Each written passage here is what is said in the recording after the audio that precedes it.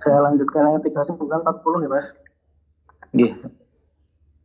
Yaitu letakkanlah dia Musa di dalam peti, kemudian hanyalah dia ke sungai Nil, maka biarlah arus sungai itu membawanya ke tepi. Dia akan diambil oleh Fir'aun musuhku dan musuhnya. Aku telah melimpahkan kepadamu kasih sayang datang dariku, dan agar engkau diasuh di bawah pengawasanku. Yaitu ketika saudara perempuanmu berjalan, lalu dia berkata kepada keluarga Fir'aun, bolehkah saya menunjukkan kepadamu orang yang akan memeliharanya? Maka kami mengembalikanmu kepada ibumu agar senang hatinya dan tidak bersedih hati. Dan engkau pernah membunuh seseorang, lalu kami selamatkan kau dari kesulitan yang besar. Dan kami telah mencobamu dengan beberapa cobaan yang berat, lalu engkau tinggal beberapa tahun di antara penduduk Madian, kemudian engkau yang Musa datang menurut waktu yang ditetapkan. Terima kasih Mas. Assalamualaikum warahmatullahi wabarakatuh. Waalaikumsalam warahmatullahi wabarakatuh. Oke, matur suwun Mas Rian Wahyu.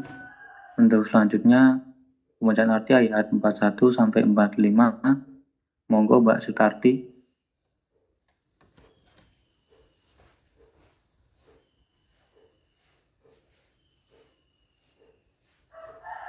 Mbak Sutarti belum bisa voice ya?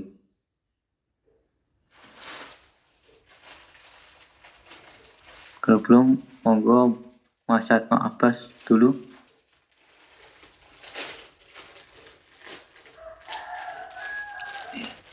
Assalamualaikum warahmatullahi wabarakatuh.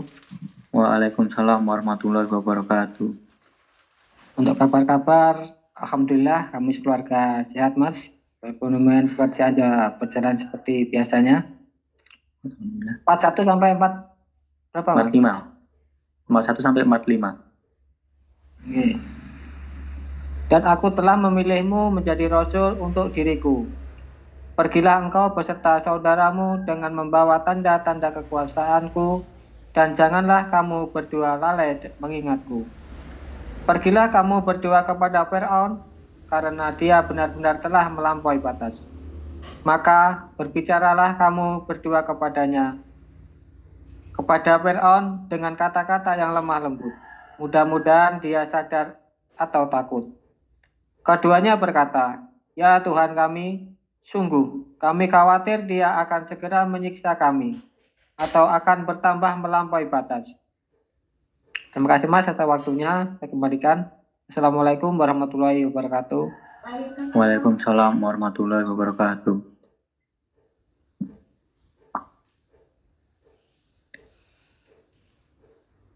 Mbak Sutarti, sakit voice Mbak?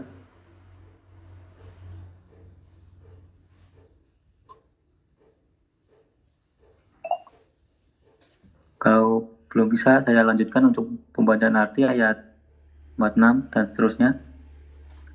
Dia Allah berfirman, janganlah kamu berdua khawatir. Sesungguhnya aku bersama kamu berdua.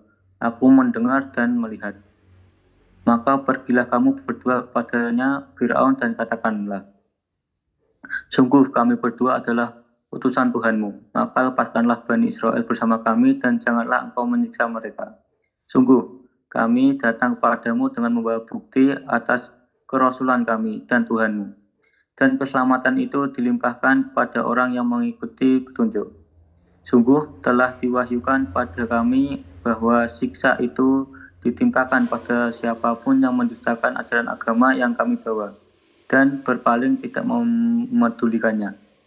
Dia Fir'aun berkata, siapakah Tuhanmu berdua, wahai Musa? Dia Musa menjawab, Tuhan kami ialah Tuhan yang telah memberikan bentuk kejadian pada segala sesuatu, kemudian memberinya petunjuk. Dia Fir'aun berkata, jadi bagaimana keadaan umat-umat yang dahulu? Dia Musa menjawab, pengetahuan tentang itu ada pada Tuhanku. Di dalam sebuah kitab, Lauh Mahfuz, Tuhanku tidak akan salah ataupun lupa. Tuhan yang telah menjadikan bumi sebagai hamparan bagimu dan menjadikan jalan-jalan di atasnya bagimu, dan yang menurunkan air hujan dari langit. Kemudian kami tumbuhkan dengannya air hujan itu berjenis-jenis aneka macam tumbuh-tumbuhan. Makanlah dan gembalakanlah hewan-hewanmu.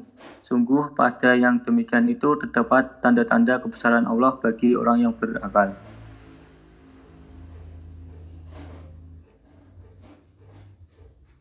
Ini untuk qiraahnya sampai ayat 54. Untuk minggu depan ayat 55 dan seterusnya. Yang baru bergabung Mas Rido, mungkin bisa kabar-kabar.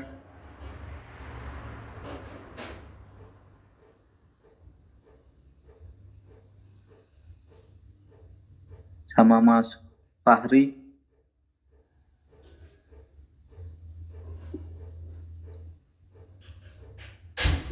Assalamualaikum Mas. Waalaikumsalam warahmatullahi wabarakatuh. Apa saya dan keluarga di sini sehat semua, yang di Indonesia juga semua sehat. Kerjaan juga alhamdulillah lancar semua Mas.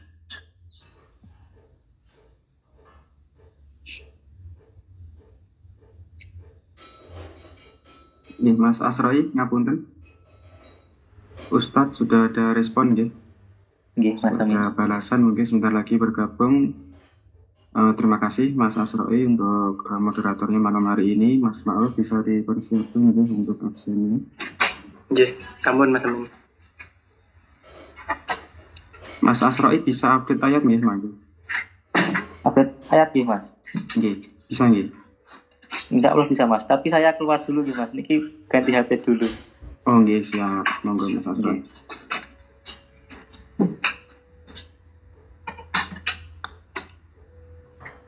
Absennya 16. Waalaikumsalam warahmatullahi wabarakatuh. Tampun Mas Bagus. Oke. Oke, monggo Mas Bagus.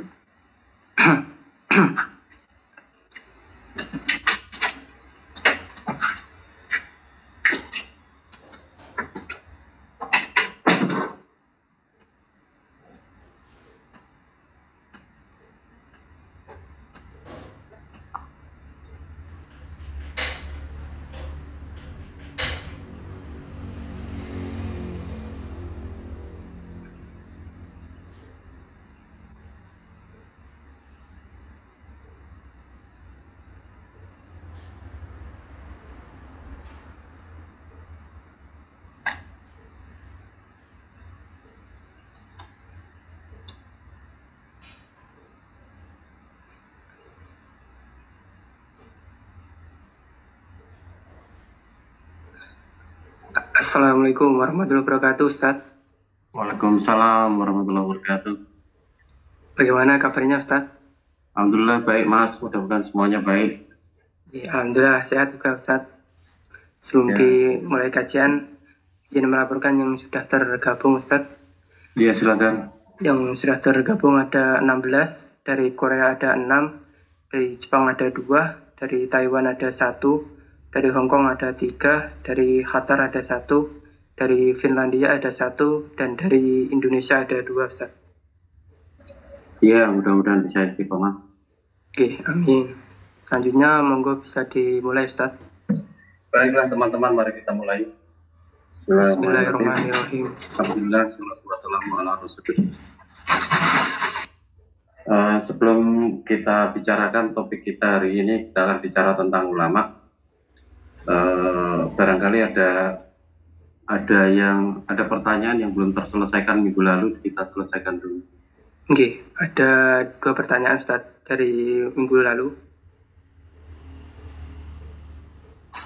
Yang pertama, saya masih punya pinjaman di bank. Terus gimana solusinya biar nggak kena dosa riba, Ustaz? Ya dibayar dong.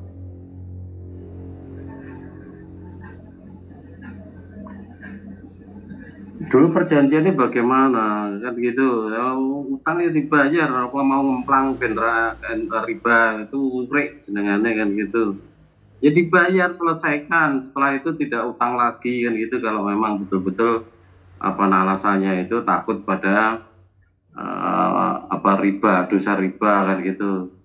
Jangan kemudian tidak mau bayar, akhirnya golek dukungan kemana-mana, akhirnya hanya bayar pokoknya tok, tapi tiba-tiba golek utangan liya dengan cara yang sama seperti itu kan jenengane akal-akalan saja kan gitu. Jadi selesaikan sesuai dengan akadnya dulu, setelah itu kemudian berhenti kalau memang takut kepada riba nasiah itu kan itu.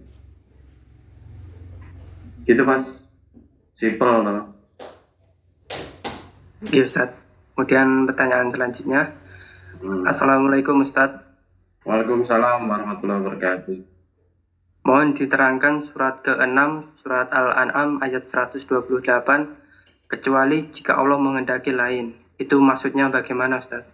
Ya, silakan dibaca ayatnya, surat Al-An'am surat yang ke-6 ayat yang ke-128. Oke Ustaz.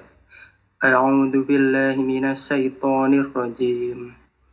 Wa yawma yahsyuruhum jami'a ya ma'saral jinni qad istaksartum minal ins wa qala awliya'uhum minal insi rabbana istamta'a ba'duna bi ba'din wa balahna ajalana alladhi ajjalta lana qalan naru maswakum khalidina fiha illa ma syaa Allah inna rabbaka hakimun alim. Dan ingatlah pada hari ketika Dia mengumpulkan mereka semua, dan Allah berfirman, wahai golongan jin, kamu telah banyak menyesatkan manusia. Dan kawan-kawan mereka dari golongan manusia berkata, ya Tuhan, kami telah saling mendapatkan kesenangan, dan sekarang waktu yang telah Engkau tentukan buat kami telah datang. Allah berfirman, nerakalah tempat kamu selama-lamanya, kecuali jika Allah menghendaki lain. Sungguh Tuhanmu Maha Bijaksana, Maha Mengetahui.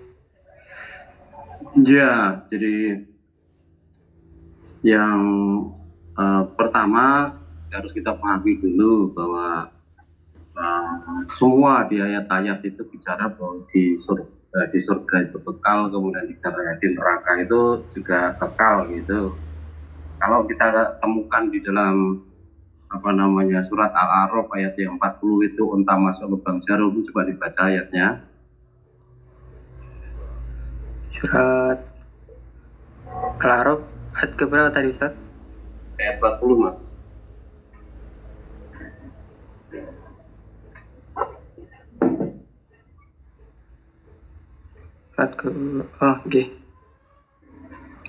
Surat Al-A'raf surat ke-7 ayat 40. A'udzu billahi minasyaitonir rajim. Innal ladzi kadzdzabu bi ayatina wastakbaru anha la yufattahu lahum abwabas tuwattahu lahum abwabus samaa'i wa la yadkhulunal jannata hatta yalijal jamalu fi sammil khitiyat wa kadzalika najzil mujrimin. Sesungguhnya orang-orang yang mendustakan ayat-ayat kami dan menyombongkan diri terhadapnya tidak akan dibukakan pintu-pintu langit bagi mereka, dan mereka tidak akan masuk surga sebelum unta masuk ke dalam lubang jarum. Demikianlah kami memberi balasan kepada orang-orang yang berbuat jahat. Ya, jadi di situ adalah ancaman untuk dua kelompok orang kadzabu bi ayatina, yang mereka itu mendustakan ayat-ayat kami, dan wastakbaru anha kan itu, orang-orang yang mereka itu menyombongkan diri kan itu. Nah, kita juga tahu bahwa dalam hadis itu dijelaskan bahwa orang-orang yang mereka itu berdusta itu tempatnya di neraka kan gitu. Ya, iyyakum wal kadziba fa innal kadziba yahdi ilal fujur wa innal fujura yahdi ilan nar. Waspadalah kamu terhadap dusta, karena dusta itu akan membawa kepada kedurhakaan, dan kedurhakaan itu akan membawa ke neraka, tempatnya di neraka. Kemudian tentang orang yang sombong tadi, wastakbaru anha, Rasulullah mengatakan layat ulul jannata makana fi qalbi misqalu dzarratin min kibrin, itu tidak akan masuk surga ya kalau di dalam hatinya seseorang itu ada sombong meskipun sebesar dzarrah gitu. Meskipun sebesar dzarrah itu gitu loh. Ya, karena yang memang yang berat untuk sombong itu hanya Allah saja kan itu. Yang lainnya makhluk itu tidak punya hak sama sekali untuk sombong. Situ jelas sekali dikatakan layat bulul jannah, tidak akan masuk surga. Ya, artinya mau betul surga kayak di neraka kekal, di surga kekal juga kan itu.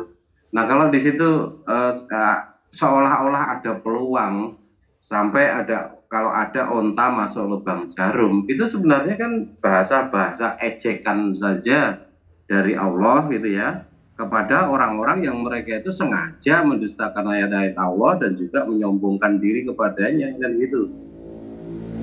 Nah begitu juga tentang ayat ini 128, kecuali Allah menghendaki, seolah-olah membuka kesempatan Allah akan menjadikan orang-orang seperti itu nanti masuk surga. Tidak ada sama sekali yang seperti itu. Ya, neraka semuanya. Ya, kecuali Allah menghendaki. Ayat itu kan masih turun. Sekarang ini ayat sudah sempurna. Al-yauma akmaltu lakum dinakum wa atmamtu alaikum nikmati wa raditu lakumul Islam madina. Dan tidak ada yang mengubah ketetapan yang sudah ditetapkan oleh Allah seperti itu, di surga kekal, di neraka kekal kan itu. Jadi jangan sampai kemudian berharap-harap seperti orang-orang Yahudi dan Nasrani itu yang membuat kehancuran hidup mereka beragama, kan harapan-harapan seperti itu. Kita buka lagi Al-Baqarah ayat ke 80, 81, 82 itu. Surat Al-Baqarah surat kedua ayat 80, 81 dan 82. A'udzu billahi minasyaitonir rajim. Wa qalu lan tamassanan naru illa ayyaman ma'dudah. Qul attakhadtum 'indallahi 'ahdan falan yukhlifallahu 'ahdahu am taquluna 'ala Allahi ma la ta'lamun. Bala man kasaba sayyi'atan wa ahatat bihi khati'atuhu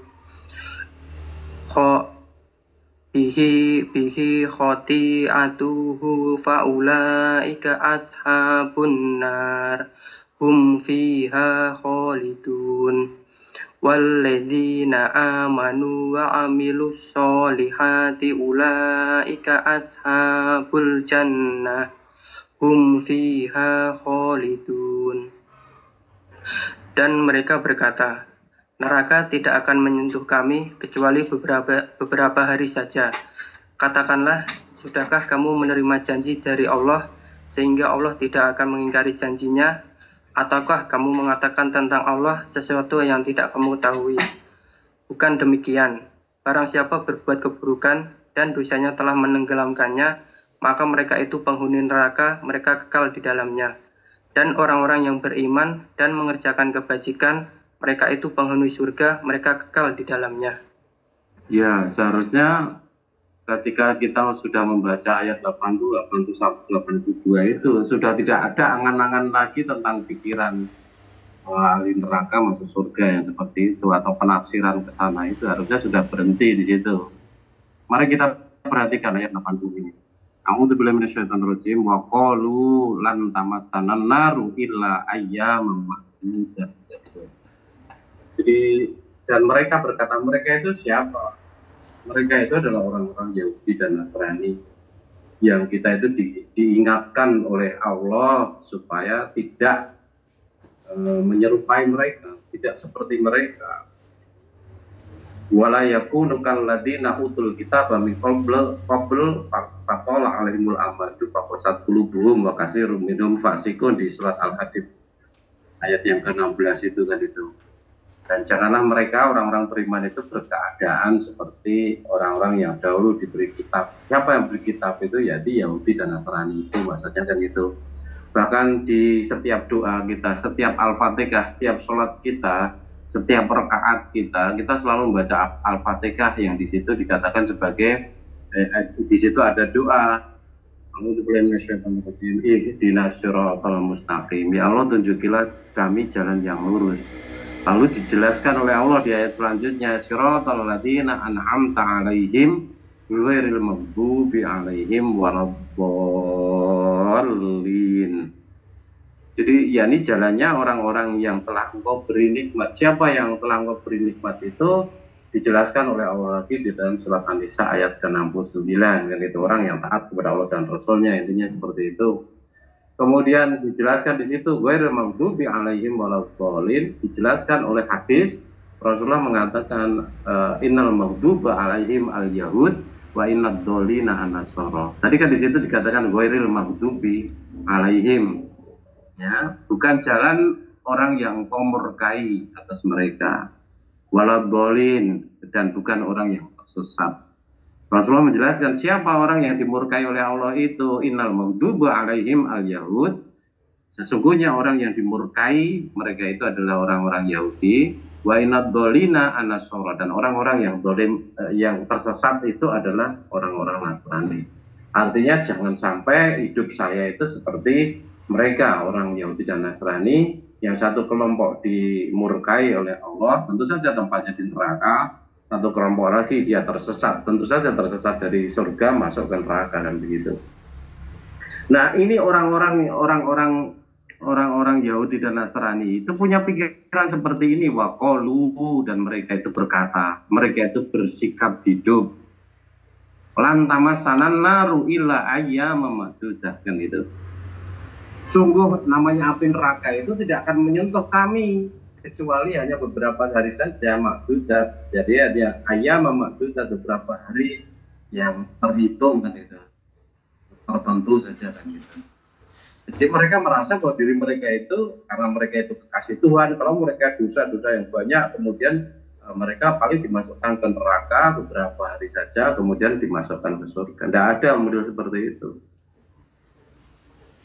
Ya, itu pendapat mereka gitu loh. Itu pendapat mereka. Nah, kita jangan ikut-ikutan seperti itu. Sudah diingatkan tadi, wala yakunu kalladzina utul kitaba min qabl, dan sebagainya tadi. Nah, berikutnya dijelaskan oleh Allah di situ, ya, bahwa qul attakhadtum indallahi ahdan fala yukhlifallahu ahdah. Katakan dalam bahasanya di sini, katakanlah, sudahkah engkau menerima janji dari Allah sehingga Allah tidak akan memungkiri janjinya? Dalam bahasa saya, karena janji Allah itu diberikannya melalui wahyu, maka di situ kemudian maksudnya adalah, apa memang ada wahyu yang diturunkan kepadamu yang mengatakan seperti itu, bahwa kamu itu akan di neraka berada beberapa hari saja, kemudian akhirnya dimasukkan ke surga, kan itu. Sehingga di dalam Nasrani itu kan ada konsep api pencucian, dimasukkan ke dalam api itu, kemudian jadi suci, jadi bersih, kemudian akhirnya dimasukkan ke surga. Nah, itu ada kelompok umat Islam juga ikut-ikutan seperti itu. Nah, kita tidak sependapat dengan yang seperti itu, kan itu, ya. Nah, wahyu yang berbicara tentang beberapa hari saja di neraka kemudian masuk surga, itu tidak ada di dalam Quran, dan itu adanya ya kekal semuanya di dalam surga kekal, di neraka kekal, kan gitu. Kemudian berikutnya, am taquluna 'alallahi ma la ta'lamun, atau kamu itu dobos gitu dalam bahasa saya. Jadi apa kamu paham, apa kamu ngerti, apa kamu memang mendapat wahyu tentang itu, atau kamu hanya bohong saja, kan gitu. Jadi di situ dikatakan am taquluna 'alallahi ma la ta'lamun, ataukah kamu itu berkata tentang Allah apa yang kamu tidak ketahui, maksudnya kamu berbohong, kan gitu. Ya, nah tidak benar, kemudian dibantah oleh Allah selanjutnya itu, bala mangkasaba sayyi'atan wa hatat bihi khati'atuhu fa ulaika ashabun nar hum fiha khalidun. Harusnya sudah jelas di sini tidak pernah akan menjadi pertanyaan kalau kita itu sudah paham, jelas, yakin seperti itu kan gitu. Apalagi dilanjutkan walladzina amanu wa amilus sholihati ulaika ashabul jannah hum fiha khalidun, kekal semuanya di surga kekal, di neraka kekal kan itu.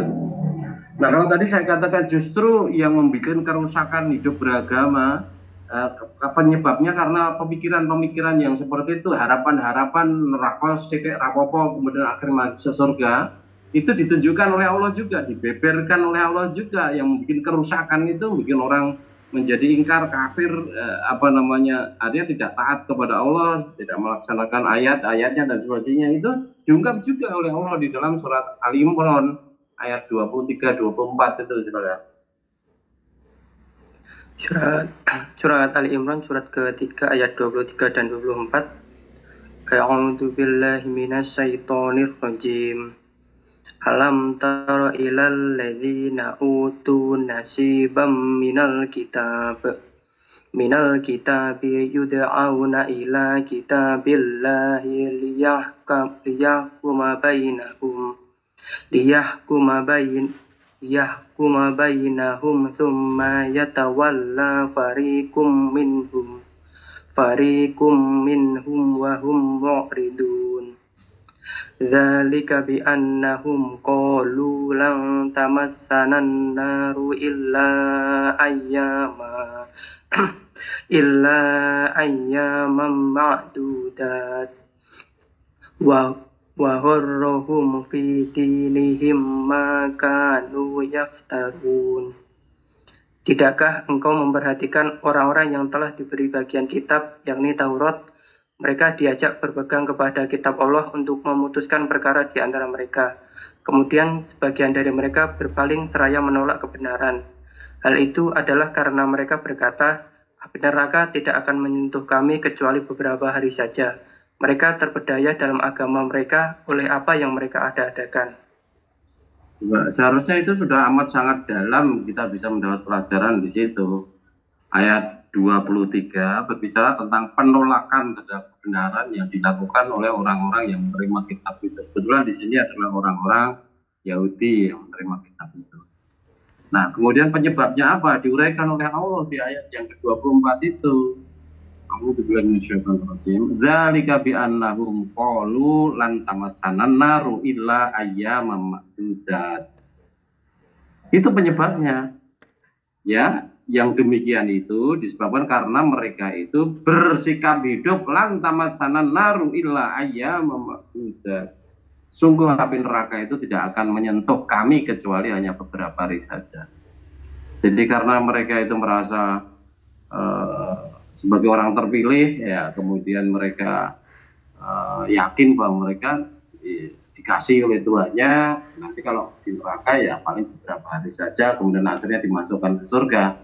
Nah, karena ada harapan-harapan seperti itulah, maka kemudian akhirnya mereka mudah melanggar ayat-ayat Allah di dunia ini, mudah mereka menjadi orang-orang kafir, munafik dan sebagainya, karena ada harapan-harapan seperti itu. Padahal harapan seperti itu dikatakan oleh Allah sebagai angan-angan kosong di situ. Wa gharrahum fi dinihim kanu yaftarun. Dan mereka terperdaya, mereka tertipu dalam agama mereka oleh apa yang mereka ada-adakan. Angan-angan itu, harapan-harapan itu mereka ada-adakan sendiri karena tidak ada wahyu yang bicara seperti itu. Ya, karena itu kemudian akhirnya mereka tersesat oleh angan-angan mereka itu sendiri, dari tertipu oleh angan-angan mereka sendiri, tertipu oleh hal-hal yang diada-adakan. Harusnya beragama itu sesuai dengan wahyu saja, gitu, tidak sesuai dengan yang lain-lainnya, dan itu tidak bertentangan dengan wahyu. Ya, kemudian akhirnya mereka tersesat karena mereka berpemahaman seperti itu. Nah, kalau itu ada orang yang ahlu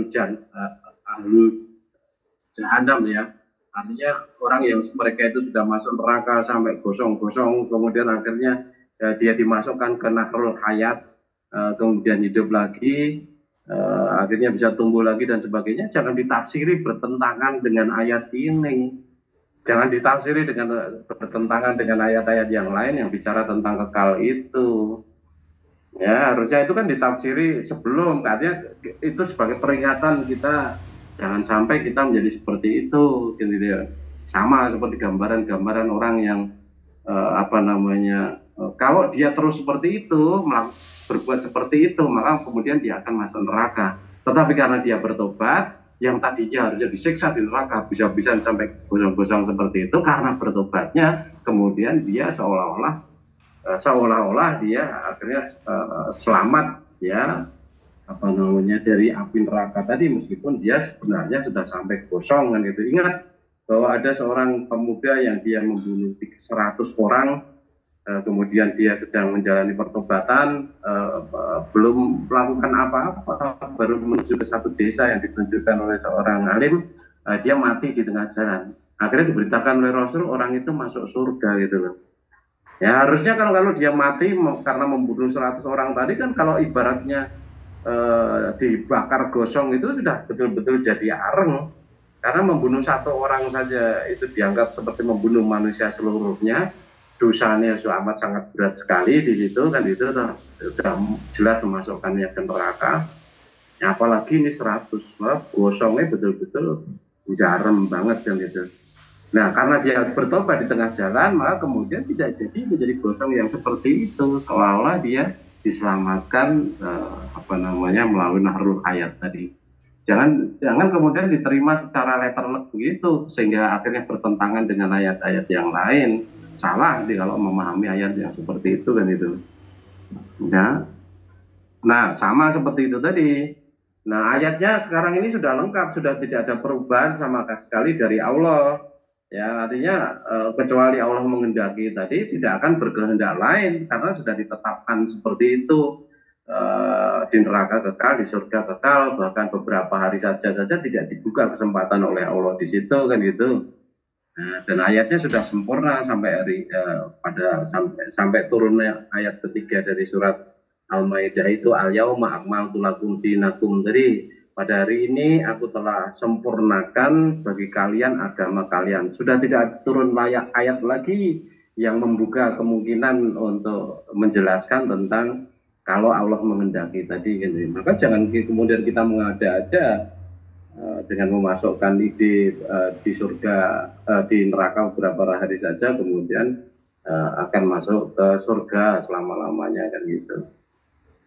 Al-yauma akmaltu lakum dinakum wa atmamtu alaikum nikmati, telah aku cukupkan nikmatku kepadamu ya Nabi kan gitu ya. Wa raditu lakumul Islam madinah, dan aku telah ridho Islam sebagai agama bagi kalian kan gitu.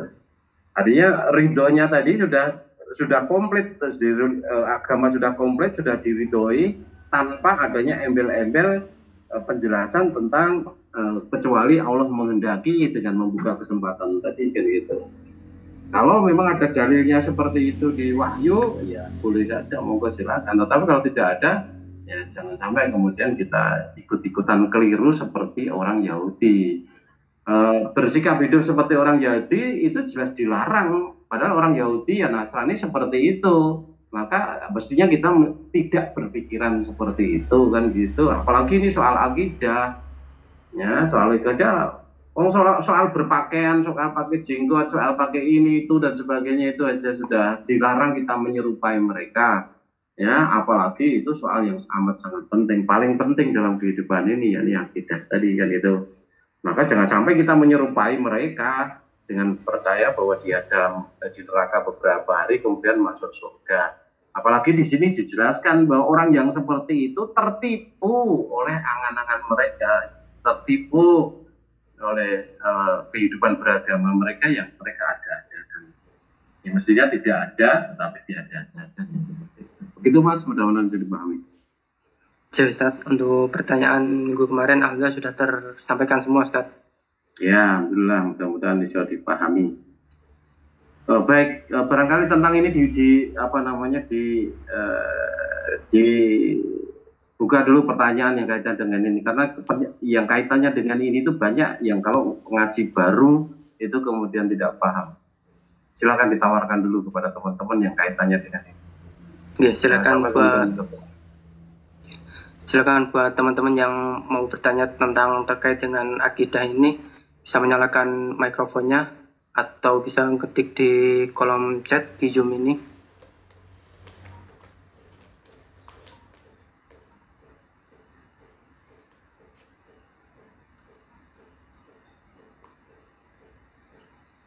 Monggo Mbak Inunuk, ini sudah merasain bisa menyalakan mikrofonnya. Terima kasih atas kesempatannya. Assalamualaikum. Waalaikumsalam warahmatullahi wabarakatuh. Monggo Mbak, silakan.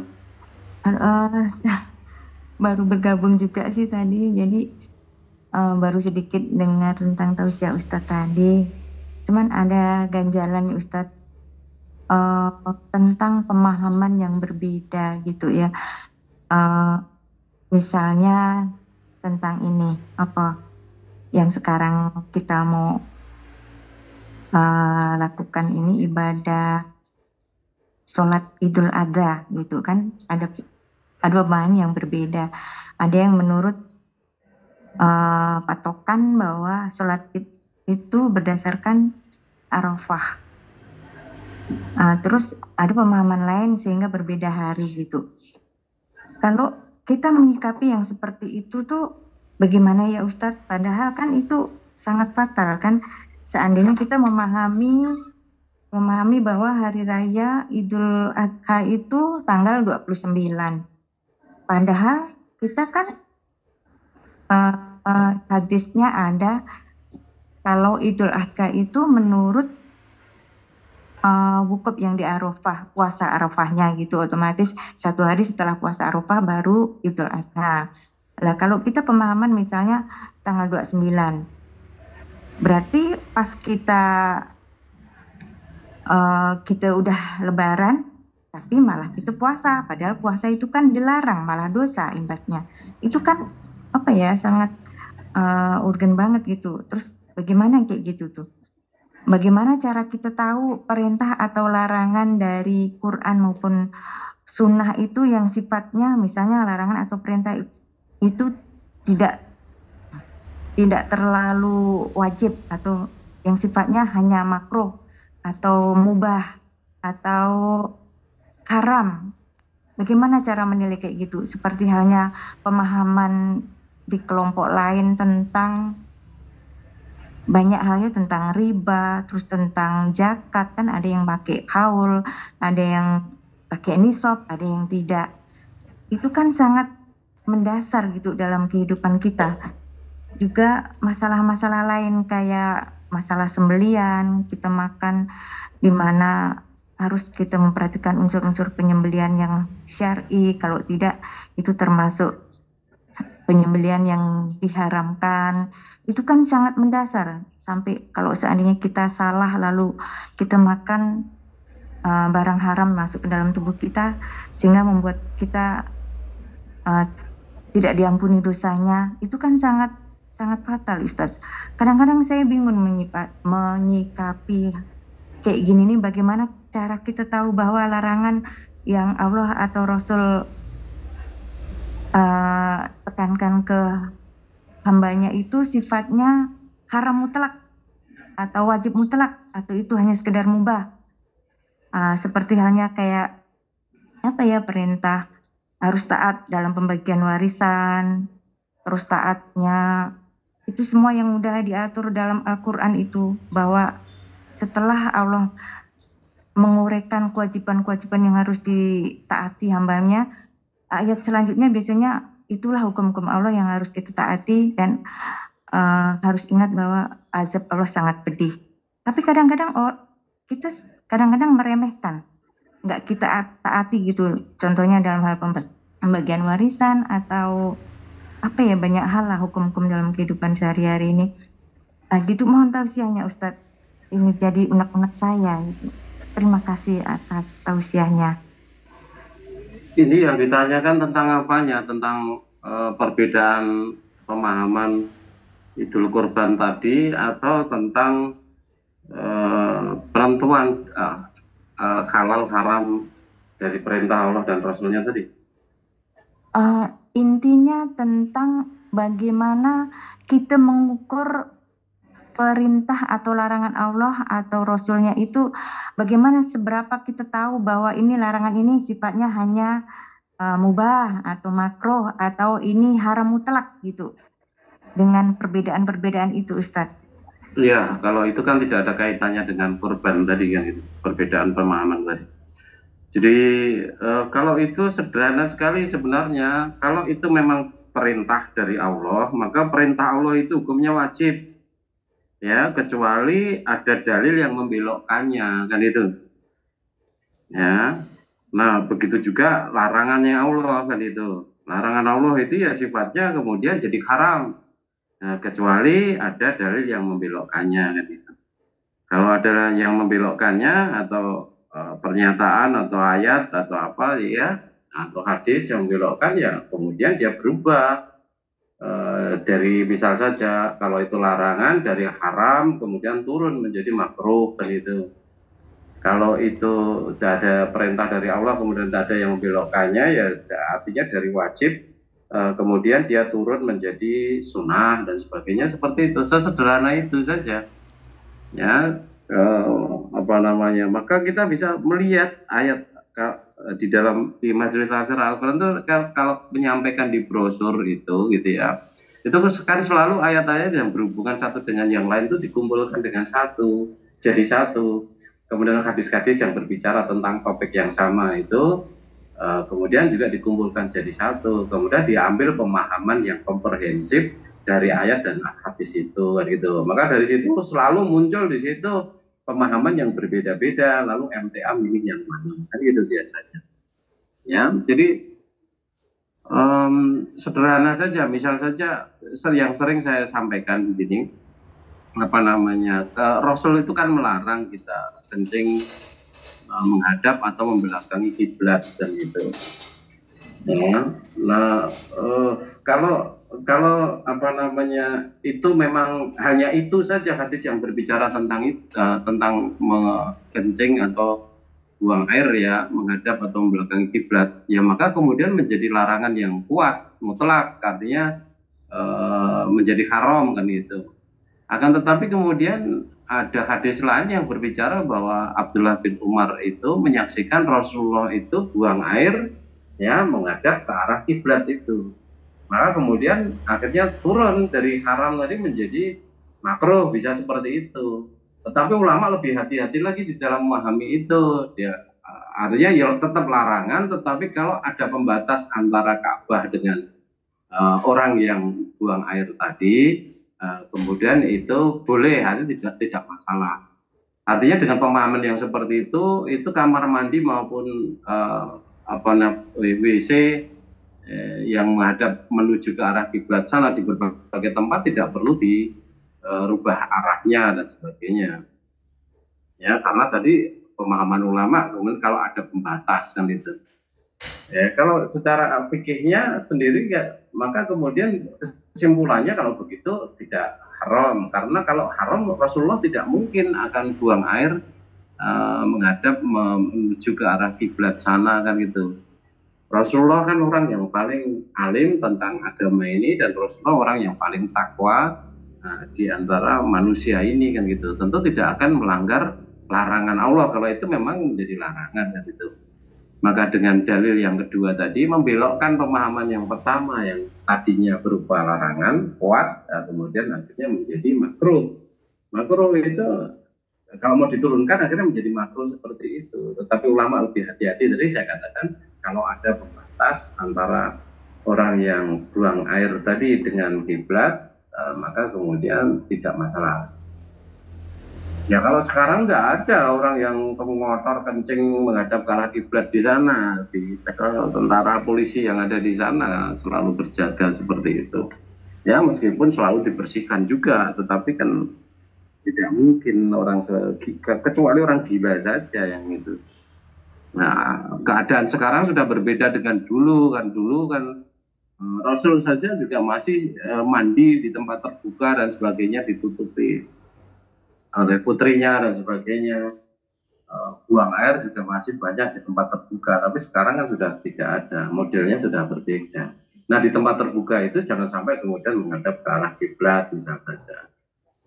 Ya tentu kan beda dulu keadaan kiblat dengan sekitarnya dibanding dengan sekarang, tentu saja juga beda jauh. Sekarang sekitarnya sudah hotel-hotel gede-gede semua seperti itu. Ya, kalau menghadap kiblat mau kencing kan berarti di pelataran masjid itu atau di jalannya sudah tertutup juga di jalan. Kan sudah ada bangunannya masjid juga. Begitu saya kira contoh yang bisa saya sampaikan. Barangkali ada yang lain. Apakah boleh Ustadz, misalnya dalam satu kelompok kan ada beberapa Ustadz, tapi ada perbedaan pendapat walaupun dalam satu kelompok itu, misalnya contoh yang kecil aja, misalnya kayak Ustadz kan kemarin memutuskan bahwa kayak daging akikoh yang disembelih tidak di hari yang ketujuh itu haram. Terus ketika di cabang misalnya atau di perwakilan kita tanya kepada Ustadz yang lain gitu, sunnah, boleh gitu, tidak haram gitu. Apakah boleh kita mengikuti salah satu Ustadz dari satu kelompok itu tidak mengikuti pimpinan gitu? Apakah boleh yang kayak gitu tuh Ustadz? Begitu juga masalah riba gitu. Kan Ustadz nih sangat ekstrim banget ya, kalau bank tuh apapun sifatnya haram, riba gitu. Tapi di sisi lain ada Ustadz yang berpendapat bahwa selama itu masih ditolerir, bisa ditolerir, itu enggak riba gitu. Apakah boleh kita mengikuti Ustadz, tapi kita enggak mengikuti pimpinan gitu, mengikuti pemahaman yang lain gitu? Gimana Ustadz?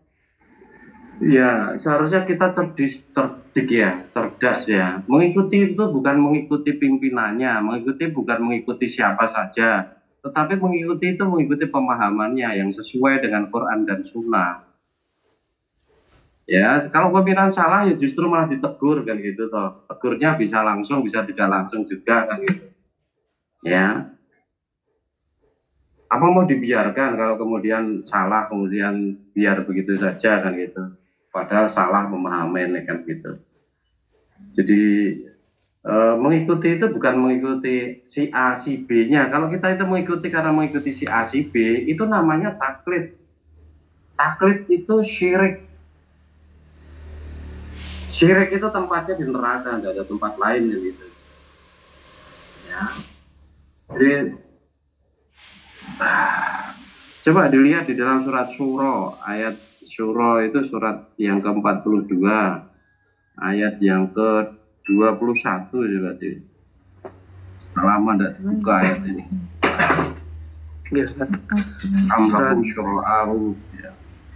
Surat Asy-Syura surat ke-42 ayat 21. A'udzu billahi minasyaitonir rajim.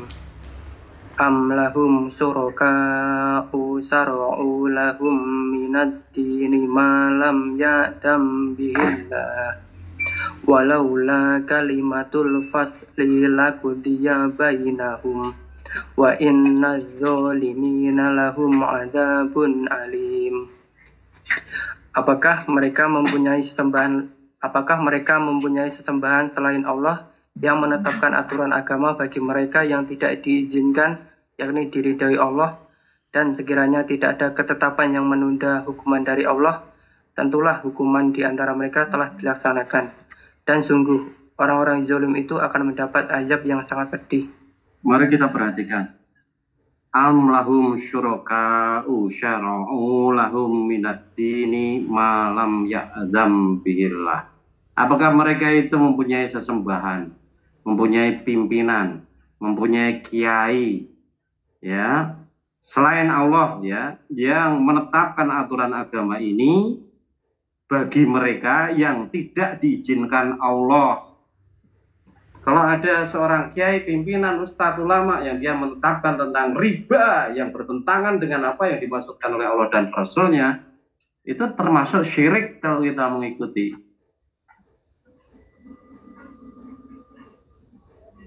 Ini ayatnya gitu loh, ya. Malam ya dzambillah, yang apa namanya tadi, yang tidak diizinkan oleh Allah, ya. walaula kalimatul fasli laqudiya bainahum, dan sekiranya tidak ada ketetapan yang menunda hukuman dari Allah, tentulah hukuman di antara mereka telah dilaksanakan.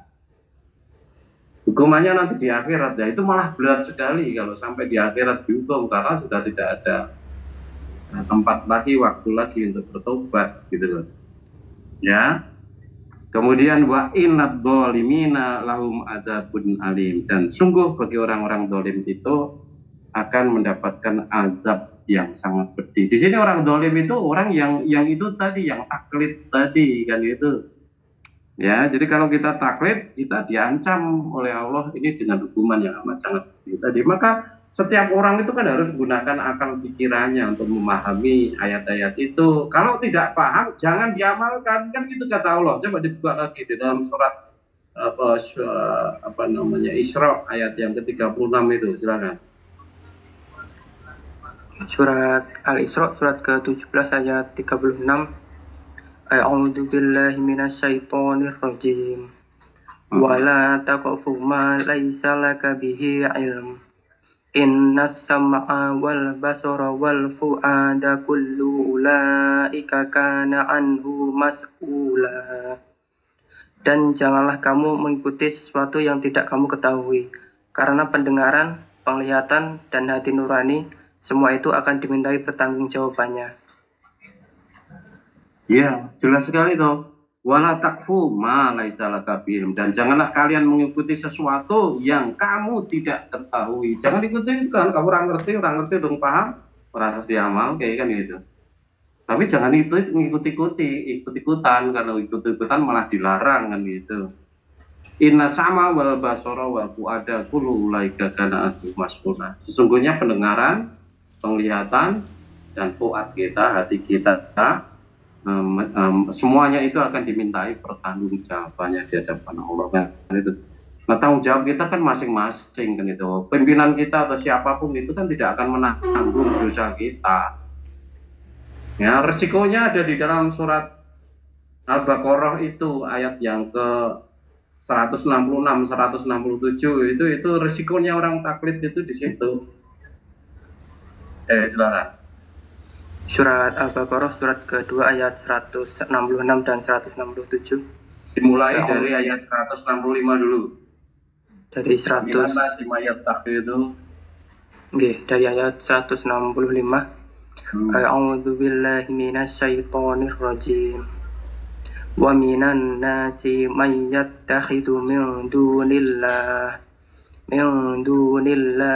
andadan yuhibbunahum ka hubbillah walladzina amanu asaddu hubban lillahi walau yaral ladzina zalamu id yarawna al-'adab annal quwwata lillahi jami'an wa anna Allaha syadidul 'adab. Ittabarru alladhina tubi'u minal ladhina taba'u wa ra'awul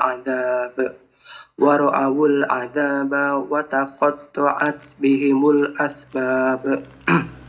Wa qala alladziina taba'u law anna lana karratan fanatabarra'a minhum kama tabarra'u minna kadzalika yurihimullahu a'malahum hasaratin 'alaihim wa ma hum bikharijina minan nar. Dan di antara manusia ada orang yang menyembah Tuhan selain Allah sebagai tandingan, yang mereka cintai seperti mencintai Allah. Adapun orang-orang yang beriman sangat besar cintanya kepada Allah. Sekiranya orang-orang yang berbuat zalim itu melihat, ketika mereka melihat azab, yakni pada hari kiamat, bahwa kekuatan itu semuanya milik Allah dan bahwa Allah sangat berat azabnya, misalnya mereka menyesal. Yaitu ketika orang-orang yang diikuti berlepas tangan dari orang-orang yang mengikuti. Dan mereka melihat azab, dan ketika segala hubungan antara mereka terputus, dan orang-orang yang mengikuti berkata, sekiranya kami mendapat kesempatan kembali ke dunia, tentu kami akan berlepas tangan dari mereka. sebagaimana mereka berlepas tangan dari kami. Demikianlah Allah memperlihatkan kepada mereka amal perbuatan mereka yang menjadi penyesalan mereka, dan mereka tidak akan keluar dari api neraka. Ya, kita perhatikan mengajar ayat 165 itu. Jadi, a'udzubillahi minasyaitonirrajim. Wa minan nasi may yattakhidhu min dunillahi andada yuhibbunahum ka hubbillah walladzina amanu asyaddu hubban lillah. Dan di antara manusia itu mayat takidu min dunillah, ada orang yang mereka itu mengambil selain Allah andada, tandingan-tandingan. Sebenarnya bukan untuk disembah di sini, tetapi menjadi tandingan Allah, untuk menjadi sekutu bagi Allah. Mungkin dalam hal ilmunya tadi, artinya tidak mengikuti aturan Allah, tetapi mengikuti pendapatnya orang-orang tertentu, kiai, ustadz, atau pemimpin dan sebagainya tadi. Diikuti pendapatnya itu, gitu loh. Jadi dengan tentu saja akhirnya dengan mengabaikan pemahaman yang diberikan oleh Allah dan Rasulnya kan gitu. Sadar atau tidak sadar dalam konteks itu kan itu. Nah, orang yang seperti itu yuhibbunahum kahubbillah. Mereka mencintai ustaznya, kiainya, pimpinannya, itu seperti mencintai Allah. Itu seperti mencintai Allah saja sudah syirik itu. Ya. Nah, orang beriman bagaimana? Walladzina amanu asyaddu hubban lillah. Oh, namanya orang beriman itu amat sangat cintanya kepada Allah. Tidak mau dia menyamakan pendapat pimpinannya itu dengan pendapat Allah itu sendiri, wahyu Allah. Tidak akan dia mensejajarkan pemahaman atau apapun atau hukum atau apapun yang ditetapkan oleh pimpinannya itu sejajar dengan ketetapan Allah dan Rasulnya. Tidak akan. Kalau mensejajarkan berarti sama. Berarti dia sudah berbuat syirik. Ya, Al-Ustadz almarhum itu, Al-Ustadz Ahmad Sukuino, tidak pernah menghukum orang dengan hukuman yang keras ketika melanggar aturan internal, aturan manusia, aturan Al-Ustadz. Ya, mudah mengampuni itu. Misalnya saja, Al-Ustadz punya kebijakan merokok, tidak dilarang rokok, dilarang jual berokok. Ada orang yang melanggar rokok, misalnya saja, merokok misalnya saja, tidak pernah dikeluarkan, tetapi hanya sekedar wis nek masih seneng ngerokok sih, ngono bareng ngerokok baru ngaji. Paling banter itu. Ya. Nah, itu harus kita perhatikan, jangan sampai kemudian karena beda ini khilafiyah, ada warga yang kemudian dia itu mengambil pendapat lain kemudian metu toke. Imam itu tugasnya sebagai gembala, ngomong harus bijak, harus iso ngrangkul, bukan sidik-sidik toke. Gembala itu sing jenenge gembala itu harus memikirkan pedusku tak angon endi supaya selamat. Oh nek kono ke akeh ula, nek kono ke aman, golek tak ngomong nang kono. Oh kono ke wis entek panganane iwake atau cacinge, kemudian tak pindah ke sana. Kalau itu bebek dan sebagainya, imam itu begitu, pemimpin itu begitu gitu loh. Maka jangan kemudian pemimpin juga kita taklidkan seperti itu.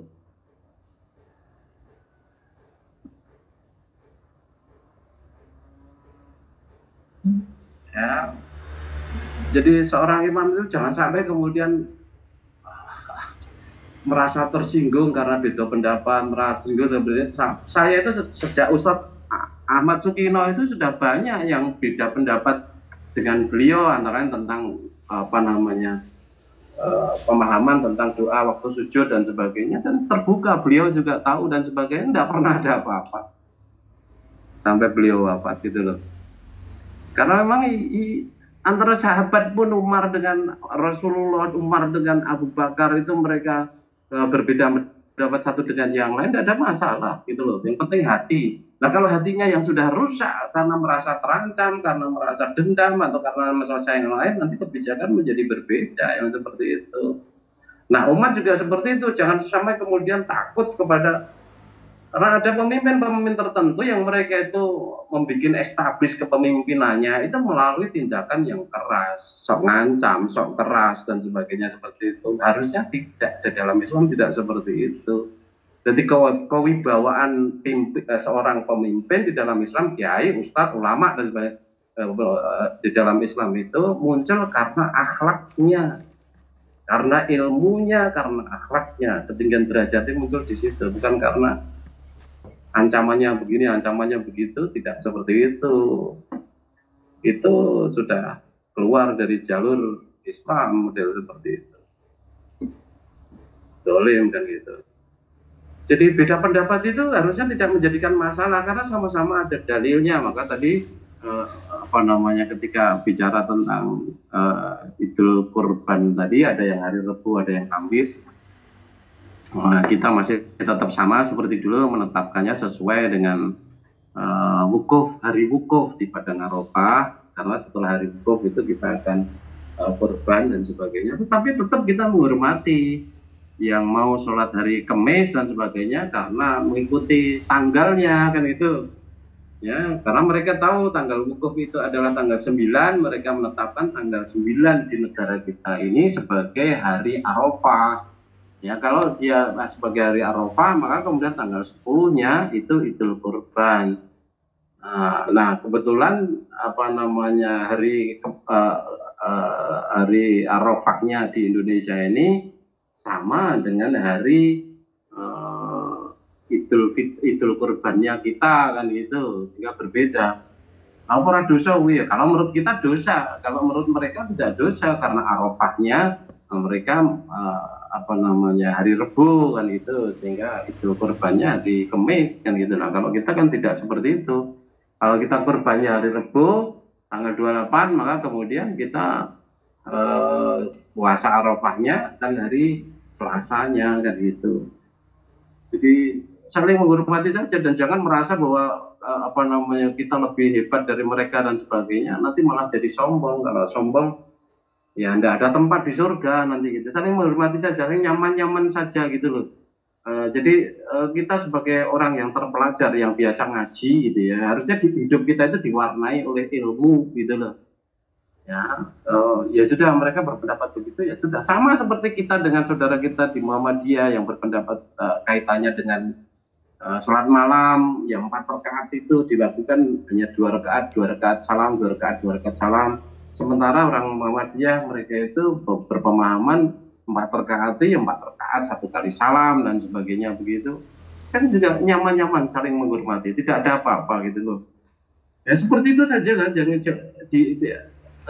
tentang perbedaan-perbedaan yang lain itu disikapi begitu ya gitu loh.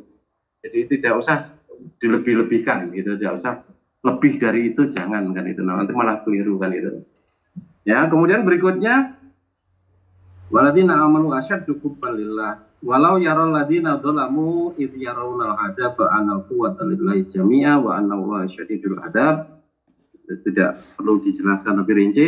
Berikutnya ini yang lebih rinci, ittabarra alladziina tubi'u minal ladziina taba'u wa ra'awul 'adzaba wa taqatta'at bihimul asbab. Yaitu ketika orang-orang yang diikuti, para pimpinannya, kiainya, ulamanya, ustadznya dan sebagainya berlepas tangan dengan orang-orang yang mengikuti, ya, dan mereka melihat azab ketika segala hubungan di antara mereka terputus. Tadi di ayat 169 tadi kan dikatakan wa minan nasi mayat taqidu min dunillahi andadat kan itu. Dan di antara manusia itu ada yang mengambil selain Allah itu sebagai tandingan-tandingan Allah. Nah, tandingan-tandingan Allah di sini maksudnya juga dalam hal menetapkan hukum, menetapkan ketetapan-ketetapan yang lain tadi, perbedaan hari, perbedaan pemahaman itu maksudnya seperti itu. Nah, ada orang yang mengikutinya itu dengan taklid gitu loh. Nah, kalau mereka itu ngikut taklid, maka kemudian apa yang terjadi? Yang terjadi adalah mereka diancam neraka. Yang diikuti maupun yang mengikuti itu akan masuk neraka semuanya. Ya, sementara di neraka nanti itu hubungan di antara mereka itu betul-betul putus, tidak ada hubungan sama sekali di antara mereka itu gitu loh. Nah, kemudian berikutnya waqala alladziina tubi'u minal ladzi waqala alladziina tubi'u law anna lana karrotan fanatabarra minhum. Dan orang-orang yang mengikuti mereka, yang mengikuti berkata, sekiranya kami mendapat kesempatan kembali ke dunia, tentu kami akan berlepas tangan dari mereka sebagaimana mereka berlepas tangan dari kami. Nah, penyesalan orang yang taklid itu terjadinya nanti di hari kiamat. Di sini kalau dia tidak segera menyadari, ya nyaman-nyaman saja begitu, ngikuti ngusur masane bener, apik dan sebagainya. Tapi tahu-tahu nanti di neraka seperti itu. Geton akhirnya, ngerti biar aku orang ikuti kowe kan gitu. Ya sekarang inilah untuk pelajaran, jangan sampai ngerti seperti itu lagi. Gunakan akalnya dengan cerdas sebaik-baiknya untuk memahami ayat-ayat itu. Ya, kalau tidak ya bandingkan pemahaman ini, kemudian yang paling kuat yang mana itu yang diambil kan gitu, bukan waton taklid tadi kan gitu. Sama tabara'u minna, sebagaimana mereka berlepas diri dari kami kan gitu. Kadzalika yurihimullahu a'malahum hasaratin 'alaihim wa ma hum bi kharijina minan nar. Demikianlah Allah memperlihatkan kepada mereka perbuatan mereka menjadi penyesalan bagi mereka dan mereka tidak akan keluar dari api neraka. Ini taklid, itu tadi kesyaitan syirik, tidak akan keluar dari neraka. Ini Allah yang mengatakan, jangan kemudian berharap-harap di neraka beberapa hari saja kemudian masukkan ke surga. Ini di sini dikatakan bahwa mahum bi kharijina minan nar, dan mereka tidak akan keluar dari api neraka kan gitu. Ya, maka kaitannya juga dengan tadi yang beberapa hari saja tadi, jangan punya pikiran sama sekali tentang itu. Tetap lurus bahwa Quran apalnya di surga kekal, di neraka kekal, selesai malah bisa jadi baik. Kalau kita tergoda oleh pemahaman seperti itu, artinya kita mengikuti Yahudi, mengikuti Nasrani, ya sama tempat kita di tempatnya orang Yahudi dan Nasrani tadi. Jadi sekali lagi kembali ketika kita bicara taklid itu adalah syirik itu tempatnya di neraka dan tidak akan keluar dari neraka sama sekali. Maka di dunia ini kapan saja, di mana saja kita harus gunakan akal kita masing-masing untuk memahami yang paling benar itu paling kuat, yang mana itu yang kita pegang kemudian kita amalkan, bukan paling penak, paling nyaman. Itu yang kita ikut, tidak seperti itu jenengannya pelin-pelan kalau model seperti itu. Wah, pemahaman riba yang benar kita sing iki penak kan itu. Tidak boleh seperti pemahaman Idul Kurban ya bener ini ya ini penak dan sebagainya. Wah, aku tak pemahaman dua-duanya aja lah, ya Rebu Idul Kurban itu bagian ke masjid kono, Kemisnya Idul Kurban lagi, dan dapat bagian dari tempat lain dan sebagainya. Ya, bener ya. Begitu Mas, mudah-mudahan bisa dipahami. Oke, Ustaz. Ini ada website. Oke, mau Pak Inu. Sedikit lagi Ustadz ya. Ya. Gini, apakah itu artinya kalau kita mengambil suatu sikap berdasarkan pemahaman yang kita tahu dalilnya gitu, tapi pemahaman kita ini beda dengan yang ditetapkan oleh pimpinan gitu, apakah itu boleh? Ya kenapa tidak boleh? Kalau memang itu yang benar kita yakini kan gitu. Ya itu yang sekarang ditekan-tekankan betul supaya seperti itu 100%. Ya kalau model seperti itu kita jatuhnya akan jadi syirik gitu, akan jadi taklid. Tentu kan tidak dikehendaki oleh Allah yang seperti itu kan gitu.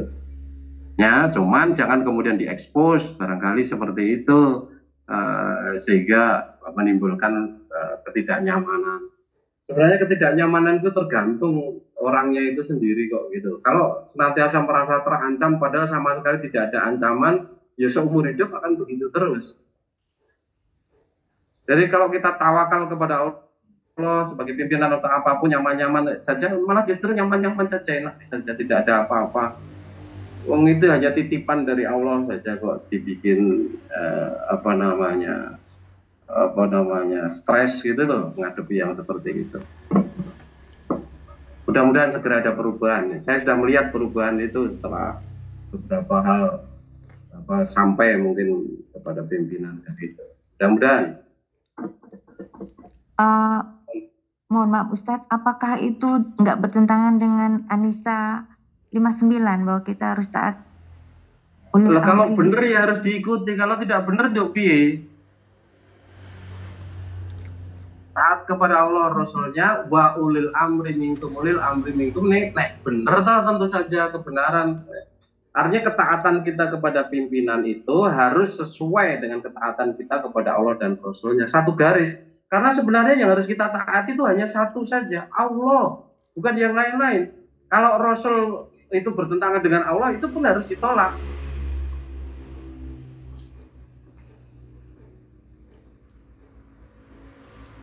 Ya, maka beberapa kali Rasulullah selama hidup itu melakukan kesalahan, kemudian akhirnya ditegur dengan wahyu oleh Allah. Pertama kaitannya dengan perang Badar itu, ya kebijakan yang harus diambil kepada tawanan perang Badar itu kan gitu ya. Ya, Rasul kemudian akhirnya salah ditegur oleh Allah kan gitu. Kemudian yang kedua, sikap beliau kepada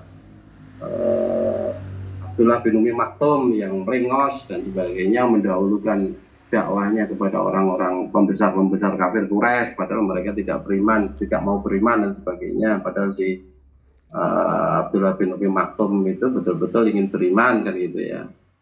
Kemudian berikutnya juga kaitannya dengan pengharaman madu dan sebagainya itu, dan akhirnya ditegur dan sebagainya.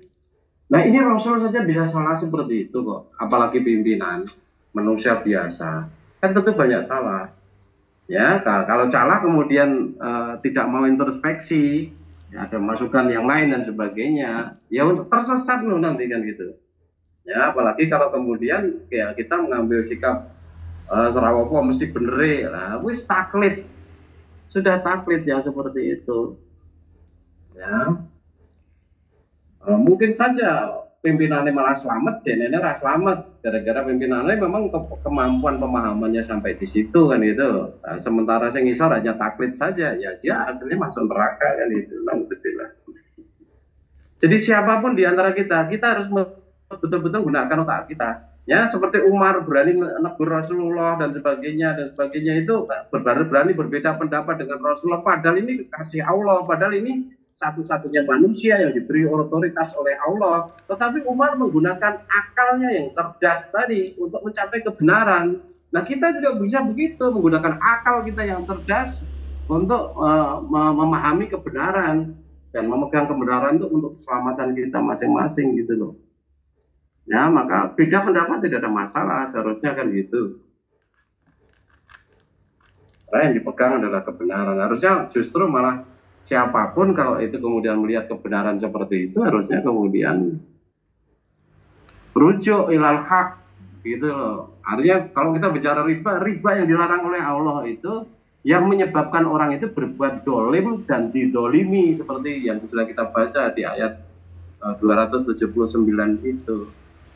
Ya, di hadisnya sudah dijelaskan yang memberi maupun yang diberi itu kena resiko dan sebagainya. Rasulullah malah sudah pernah memberi orang yang meminjami dia lebih daripada pinjamannya, tidak masalah ya, karena memang tidak ada kedoliman di situ ya. Kalau 10% dan sebagainya, bunga bank dan sebagainya, bank sendiri butuh operasional, biaya operasional dan sebagainya, itu bukan dolim. Bahkan menabung kemudian dihukumi sebagai haram karena riba nasiah dan sebagainya, riba seperti itu sudah tidak benar sama sekali ya. Kalau menabung itu bukan utang, bukan ngutangi dan kemudian dihukumi riba uang tambahnya juga salah jauh gitu kan gitu ya. Dalilnya kemarin sudah kita bicarakan, artinya yang namanya riba itu yang diharamkan oleh Allah yang ada apa mudah apa ya. Sedang riba dalam bahasa Quran banyak sekali yang lain, itu riba yang sifatnya sifatnya mutlak. Sedang yang ini adalah khos, yang muqayyad, dan itu harus didahulukan yang muqayyad daripada yang am tadi gitu. Nah itu dalil yang semuanya orang tahu seperti itu kan itu. Nah yang muqayyad ini, maka yang lain tidak termasuk kategori ini, dan memang masuk kategori itu karena itu juga ya, itulah untuk menjelaskan tentang kedoliman tadi. Dan prakteknya riba jahiliyah itu seperti itu yang dilaksanakan oleh pamannya Nabi Abbas itu seperti itu gitu loh, yang kemudian akhirnya diberantas seperti itu ya. Jadi saya berharap kalau saya mau dipanggil kemudian ditegur tentang ini, saya siap ya tentang itu kan gitu. Jadi itu pemahaman saya sejak Ustadz Abdullah dulu dan tidak akan tergoyahkan, insya Allah sampai mati. Begitu Mas, mudah-mudahan saya dipahami. Mudah-mudahan saja bisa rujuk ilal haq. Terima kasih banyak Ustadz. Assalamualaikum warahmatullahi wabarakatuh. Waalaikumsalam warahmatullahi wabarakatuh. Ini ada pertanyaan masuk, tapi di luar pembahasan akidah Ustadz. Oke. Assalamualaikum warahmatullahi wabarakatuh, Ustadz. Waalaikumsalam warahmatullahi wabarakatuh. Bagaimana dengan hasil ilegal minyak mentah? Karena di suatu daerah ada orang yang ngebor mau buat sumur, tapi keluar minyaknya. Jadi banyak orang sengaja ngebor cari minyak mentah, mohon pencerahannya. Yang saya tanyakan, halal apa haram hasil tersebut?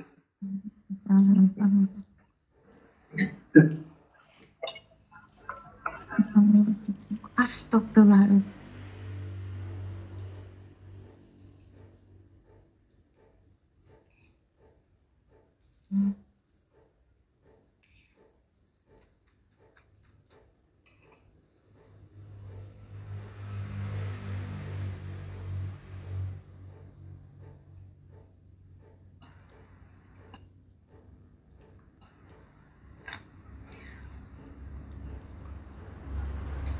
Halo, Assalamualaikum Ustadz.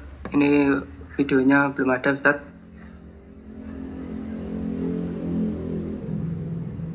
Di tempat Mas Amin, berdepan Mas Amin. Apa videonya juga hilang? Hilang, Mas. Sama berarti, J.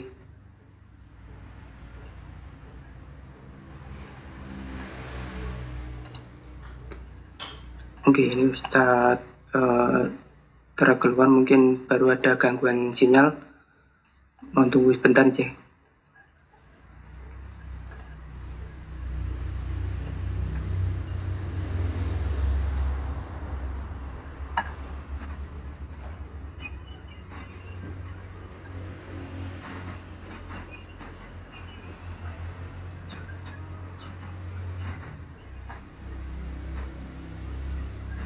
Jika ada yang ada pertanyaan terbesit dari pembahasan pada malam hari ini atau di luar materi, bisa raise hand atau mungkin ditulis di kolom chat yang di Facebook, yang di YouTube juga bisa bertanya lewat kolom komentar. Insya Allah nanti kalau waktunya masih ada akan kami sampaikan. Kalau waktunya belum cukup, insya Allah akan disampaikan ke depan.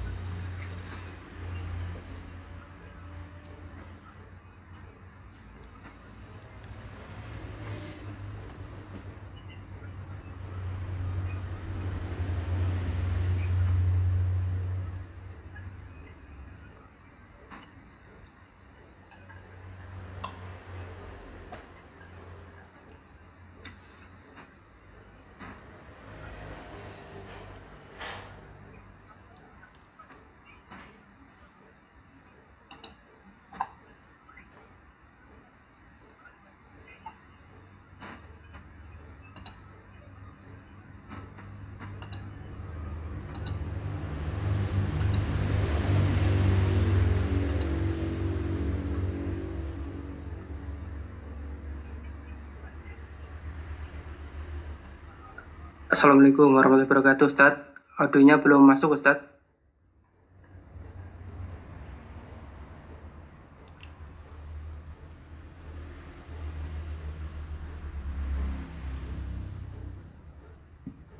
Audionya belum tersambung, Ustadz. Oke, sambung. Sudah?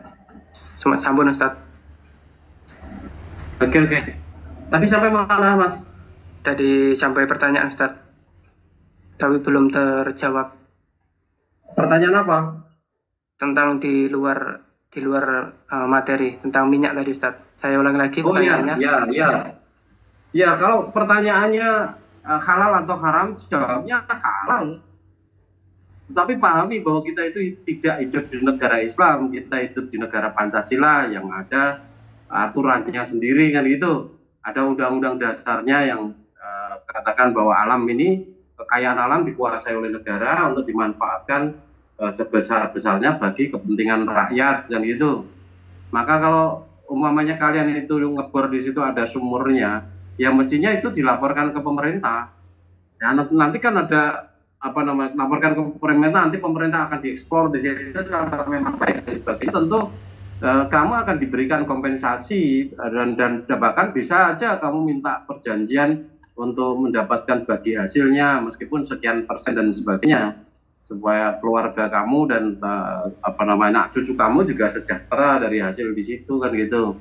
Jadi pemerintah saya kira juga tidak akan semena-mena mereka menguasai di situ. Kalau memang di tempat kamu ada sumurnya, di situ ada minyaknya, laporkan ke pemerintah, kemudian nanti lihat pemerintah penyelesaiannya bagaimana, mudah-mudahan juga menguntungkan semuanya kan gitu.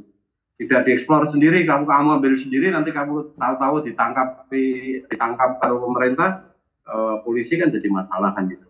Tapi kalau pertanyaan itu halal atau haram, halal, kan masalah itu punya nyawa juga gitu.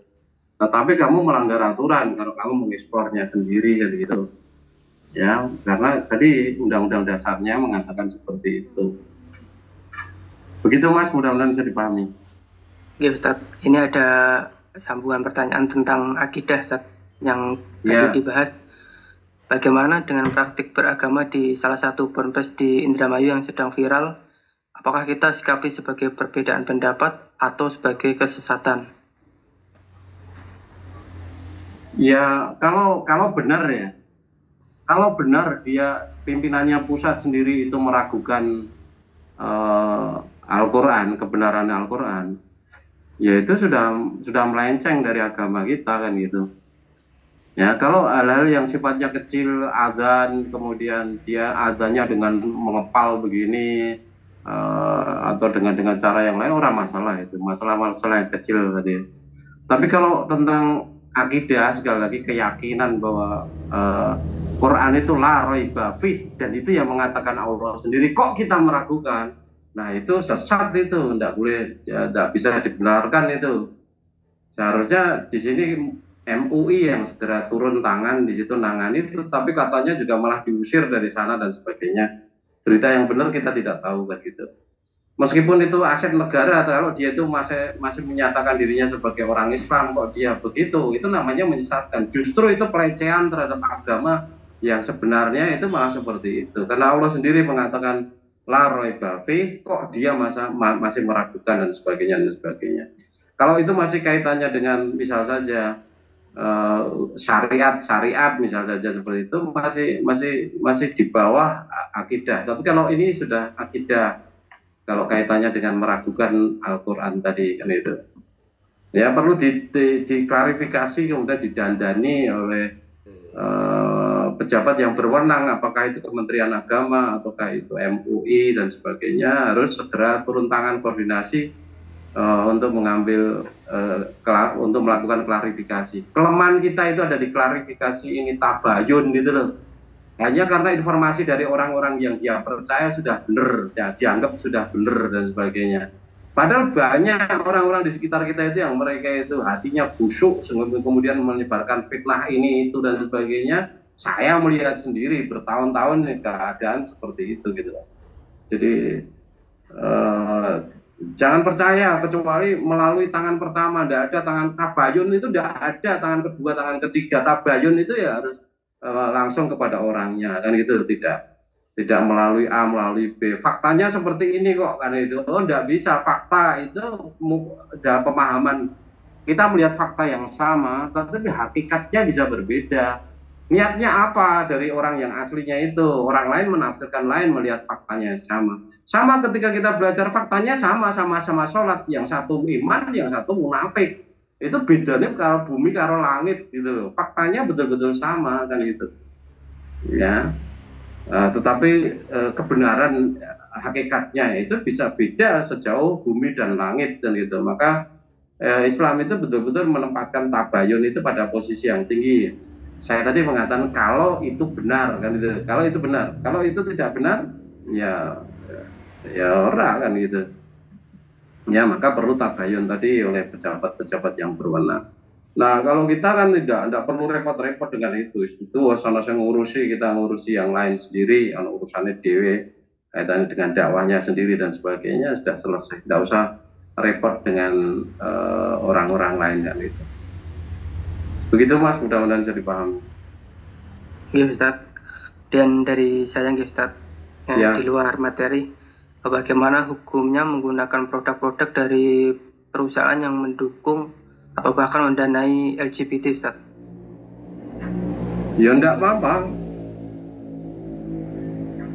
Tidak ada masalah begitu. Artinya kalau pertanyaannya halal haram, boleh-boleh saja, tidak ada masalah. Itu kan katakan umpamanya saja itu satu produk minuman itu memberikan dana kepada LGBT, kamu beli produknya itu, kamu beli kan urusan lain, beli itu kan sudah ada urusan halal haram. Kemudian hasil dia menjual tadi mau digunakan untuk apa-apa itu kan sudah bukan urusan kita. Bukan berarti kita mendukung LGBT, itu kan tidak sama sekali. Kita beli produk karena kita butuh produknya itu kan gitu.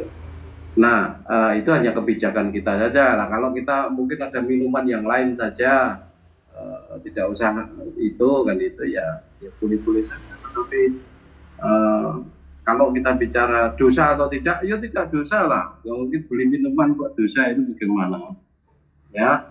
Al-hukmu bidzohir, yang namanya hukum itu sesuai dengan dohirnya.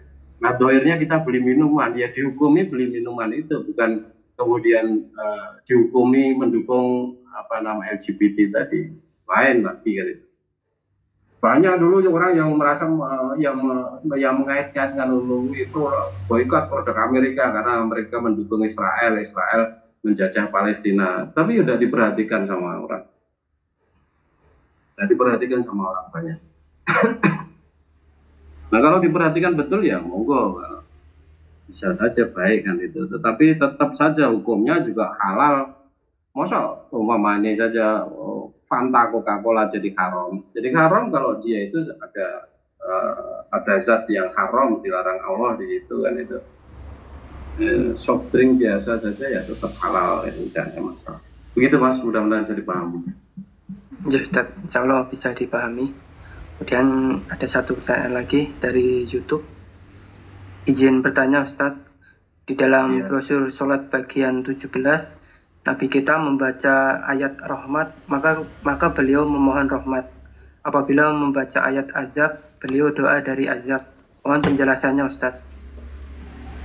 Ya sama seperti di hadis itu, artinya ketika mendengar doa-doa tentang ada bacaan atau apapun kaitannya dengan itu, mohon rahmat kan juga baik saja. Bahkan ketika ayat-ayat sajidah dibaca itu Rasulullah kan juga sujud ya, tidak hanya berdoa mohon rahmat atau dijauhkan dari azab, tetapi ini justru malah juga bergerak untuk sujud ya, meskipun ya pada saat yang membaca itu tidak sujud, kemudian beliau tidak sujud kan itu ya, tetapi kalau beliau membaca beliau sujud. Jadi hal yang biasa, wajar kan itu. Kalau tadi itu hanya membaca doa saja ketika mendengar itu, bahkan pada ayat-ayat sajidah itu beliau tidak hanya sekedar membaca, tetapi justru malah bergerak sujud, meskipun sedang dalam keadaan berdiri sholat, langsung beliau itu sujud ketika membaca ayat itu ya, dan itu jadi tuntunan bagi kita semuanya kan gitu ya. Jadi jangan melihat jangan mensikapinya sebagai sesuatu yang aneh kalau itu memang betul-betul berasal dari Allah dan Rasulnya. Kalau itu jelas hadis yang sahih benar begitu ya sudah, kita terima padanya seperti itu kan gitu ya, meskipun tidak biasa kan gitu. Begitu Mas, mudah-mudahan bisa dipahami. Oke Ustaz, untuk pertanyaan Alhamdulillah sudah tersampaikan semua Ustaz. Baik, kalau begitu kita tidak bisa nambah, waktunya tinggal beberapa menit ya, insya Allah minggu depan nanti kita bicarakan kaitannya dengan itu. Hanya mengingatkan saja bahwa kita akan Idul Kurban hari Rebu, maka kemudian puasa Arafahnya hari Selasa kan gitu. Adapun kalau korbannya kan juga tidak hanya hari Rebu, hari Kamis, hari-hari Tasyrik, ketika hari sesudah Idul Kurban kan kita juga bisa masih menyembelih. Hanya untuk teman-teman yang di luar negeri, tentu saja kalian mampu semuanya karena penghasilan cukup banyak, maka jangan sampai terlewatkan untuk tidak kurban gitu. Bahkan persembahkan yang terbaik yang merupakan bukti dari ketakwaan kita kepada Allah agar korban itu kita itu betul-betul diterima. Adapun kalau korbannya mau di Indonesia ya juga boleh, tidak ada masalah, ya, tinggal dikirimkan saja, ditransfer ke cabang atau kemana gitu, sehingga bisa terlaksana di Indonesia, bisa saja. Kan itu. Gitu saya kira Mas, mudah-mudahan yang sedikit ini bermanfaat untuk kita semuanya. Ayolah terus, takutnya itu hanya kepada Allah, bukan takut kepada siapapun, apalagi manusia. Tidak ada apa-apanya manusia itu kan gitu. Ya, dia dan kita itu semuanya akan jadi bangkai dan tidak punya harga sama sekali kalau ya tidak punya iman dan takwa yang baik. Jadi yang patut kita takut itu hanya Allah saja, jangan sampai takut kepada siapapun. Ya, nah, mudah-mudahan dengan begitu kita bisa beragama dengan jejak, dengan lurus, ya, mukhlisin alahuddin, dan gitu, tidak karena yang lain, bukan karena pimpinan, bukan karena ustadz, bukan karena kiai, tetapi betul-betul karena Allah saja kita hidup beragama. Ingat tadi yang harus kita taati itu hanya Allah saja. Kalau Rasul itu bertentangan dengan Allah dan Rasulnya, Rasul itu bertentangan dengan Allah pun tidak kita ikuti. Apalagi kalau itu hanya manusia kan itu. Begitu Mas, kurang lebihnya saya minta maaf. Mari kajian kita akhiri. Alhamdulillahirrahmanirrahim. Subhanakallahumma wa bihamdika asyhadu an la ilaha illa anta astaghfiruka wa atubu ilaik. Gitu saya kira Mas. Tadi saya lupa sudah menyampaikan salam Ustadz belum ya? Belum tadi Ustadz. Oh ya, salam dari Al-Ustadz untuk kita semuanya. Nggih, waalaikumsalam warahmatullahi wabarakatuh. Saya keluar langsung Mas. Nggih Ustadz, silakan. Alhamdulillah saudara-saudari semua yang dari Zoom, Facebook, dan YouTube, kita telah mengikuti kajian bersama Ustadz Abdul Rahman Suparno yang pada malam ini membahas tentang pertanyaan-pertanyaan yang masuk dari minggu kemarin dan juga pada malam hari ini. Semoga ilmu yang kita dapatkan menjadi ilmu yang berkah dan ilmu yang bisa dipahami dengan jelas. Dan dari saya mewakili teman-teman yang bertugas di balik layar, kurang lebihnya kami minta maaf. Kami akhiri, wabillahi taufiq wal hidayah. Wassalamualaikum warahmatullahi wabarakatuh. Waalaikumsalam warahmatullahi wabarakatuh.